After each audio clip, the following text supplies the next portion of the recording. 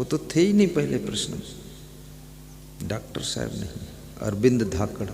पहला प्रश्न था कि राम का जब सीता जी से वियोग हुआ है, इसमें बहुत से ऐसे राम बैठे जिनकी सीता का वियोग हो चुका है, और बहुत से ऐसे हैं जिनका होने वाला है। उनको भी ट्रीटमेंट मिल जाएगा, कंट्रोल भी हो सकता है इससे। तो राम विलाप कर रहे थे, थोड़ा दुखी ज्यादा थे, और सीता जी तो राम के वियोग में रो रही थी।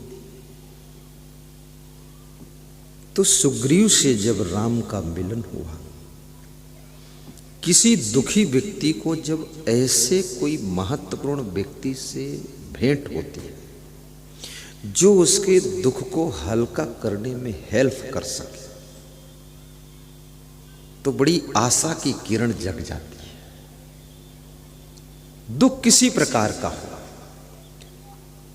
दुख के तो इतने टाइप हैं, इतने काइंड्स हैं कि जिसकी कोई सीमा नहीं है, लेकिन दुख एक है, दुख के कारण अनेक है।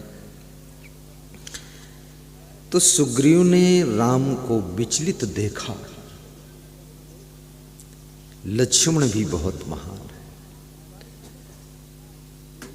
लक्ष्मण ने ये नहीं कहा कि हे राम, सीता जी के लिए क्यों दुखी होते हो, क्योंकि मैंने लक्ष्मण रेखा खींच दी पर मनमानी करके रेखा लांघ गई, अब उनको कोई उठा ले गया तो आप क्यों रोते हो, उनकी गलती, जाने दो उसको।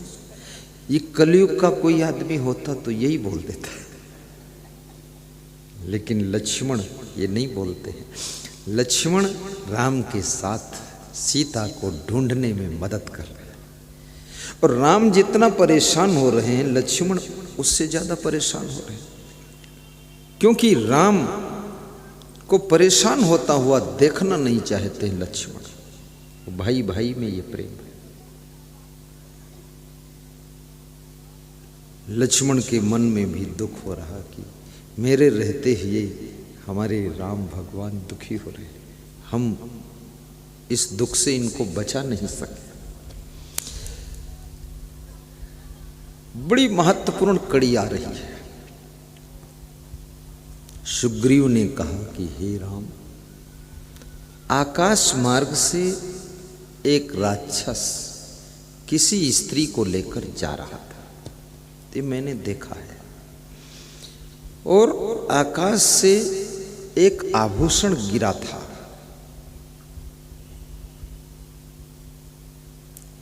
तो आप जरा देख लो, क्या आपकी धर्म पत्नी सीता जी का आभूषण है? अगर उनका है तो समझ लो इस दिशा में वो राक्षस उनको लेकर गया है। तो राम ने उस आभूषण को लिया और देखा तो ज्यादा दुखी थे, विह्वल थे, तो उस आभूषण को पहचान नहीं पाए। तो लक्ष्मण से कहा, लक्ष्मण तुम पहचानो ये आभूषण, तुम तो ज्यादा व्यथित नहीं हो, कुछ तो बैलेंस में हो।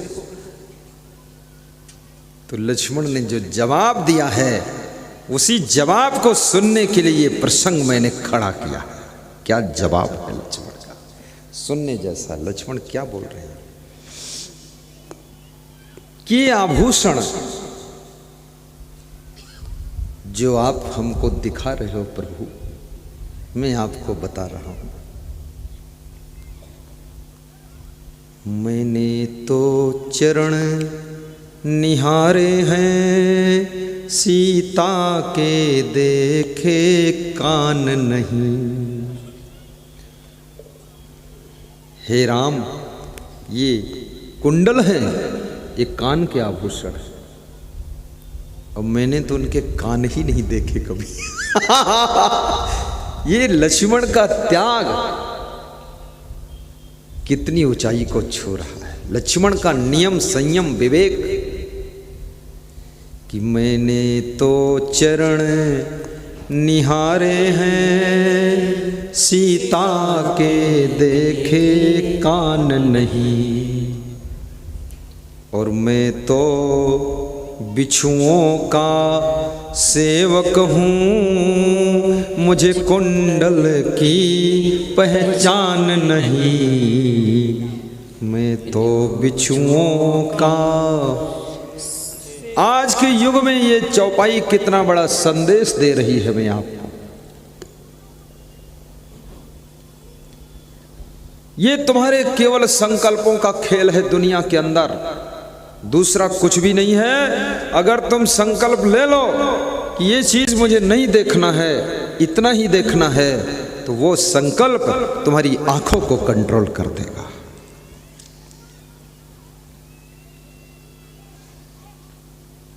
मैं तो बिच्छुओं का सेवक हूँ, मुझे कुंडल की पहचान नहीं।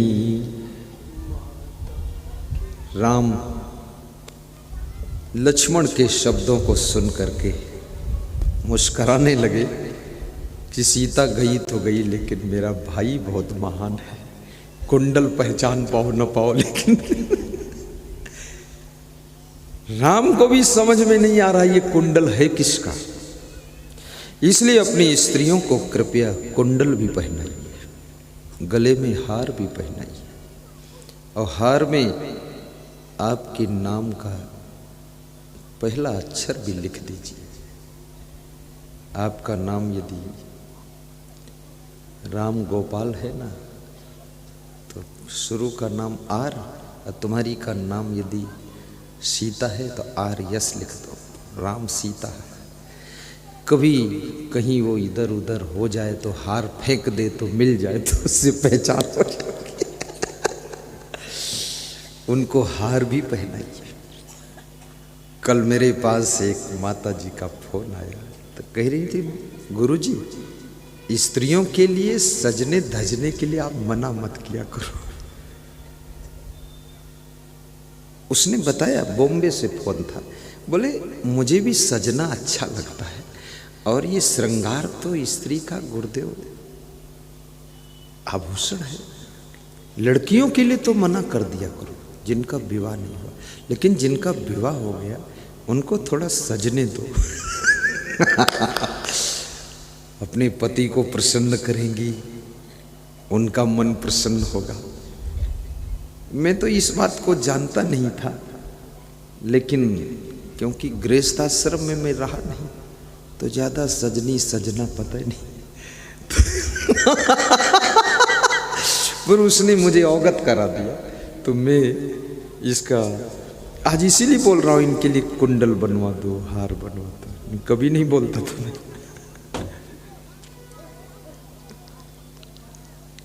और लक्ष्मण का संकल्प, लक्ष्मण का नियम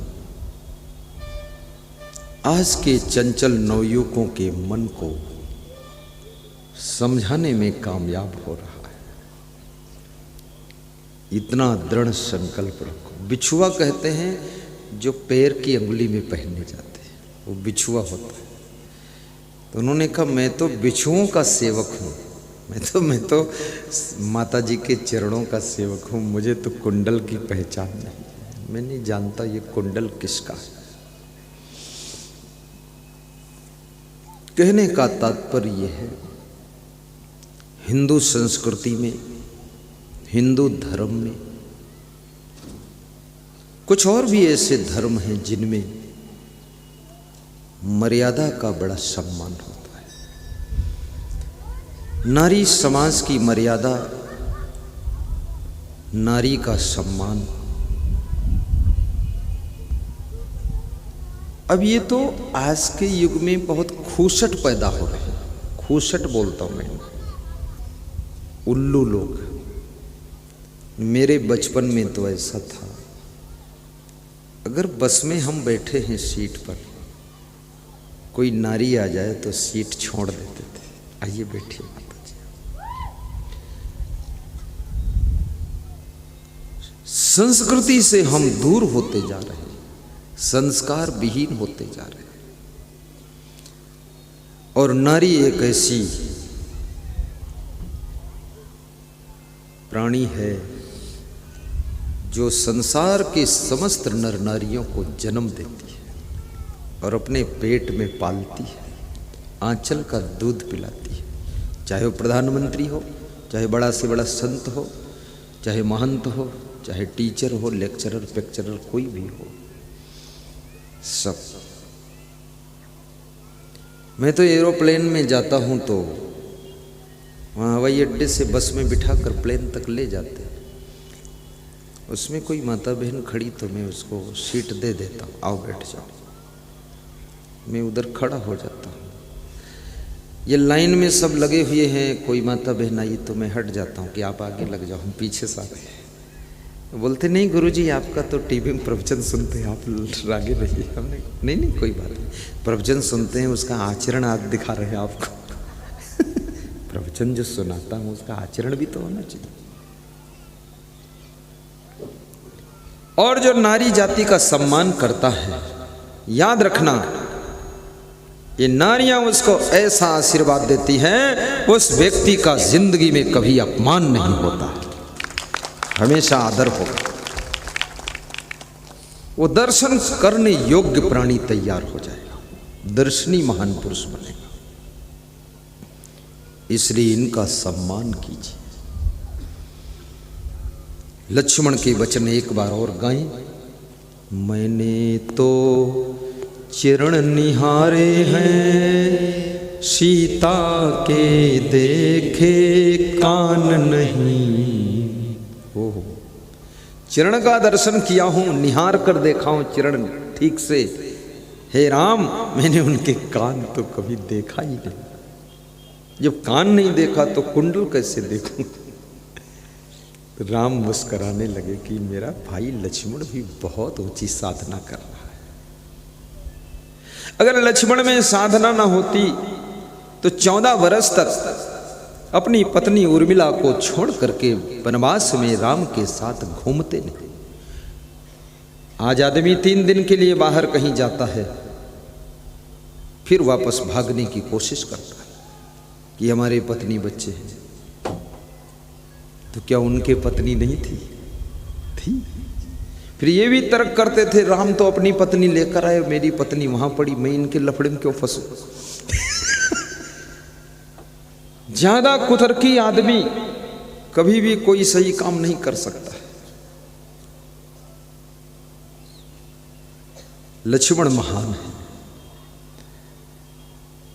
मैंने तो चरण निहारे हैं, सीता के देखे कान नहीं।